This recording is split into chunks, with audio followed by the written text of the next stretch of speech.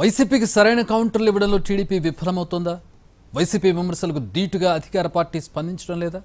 చంద్రబాబు మనసులో ప్రస్తుతం ఇదే ఆలోచన ఉన్నట్టు కనిపిస్తోంది. అందుకే పార్టీ నేతలు ఎప్పటికప్పుడు కౌంటర్లు ఇవ్వడానికి రెడీ అవ్వాలని, సబ్జెక్టుపై అవగాహన పెంచుకోవాలని క్లాస్ స్పీకర్. సాధారణంగా ఎక్కడైనా ప్రతిపక్షంలో ఉన్న పార్టీ వాయిస్ ఎక్కువగా వినిపిస్తుంది. అధికార పార్టీలో అంతగా రియాక్షన్ కనిపించదు. ఎందుకు ఏపీ మినహాయింపేం కాదు. ఇది లాంగ్ రన్ లో పార్టీకి చేటు చేస్తుందని చంద్రబాబు కేడర్ను తట్టిలేపుతున్నారు. అటు మంత్రులకు ఇటు నేతలకు దిశానిర్దేశం చేశారు.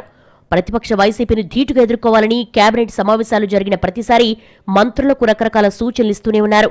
అయినా సరే సరైన కౌంటర్లు ఇవ్వడం లేదని, అపోజిషన్ లాగా ఘాటుగా స్పందించట్లేదని, ఇలా చేయకపోవడం వల్ల తప్పుడు సంకేతాలు జనంలోకి వెళ్లే అవకాశం ఉందని సీఎం చంద్రబాబు అభిప్రాయపడ్డారు.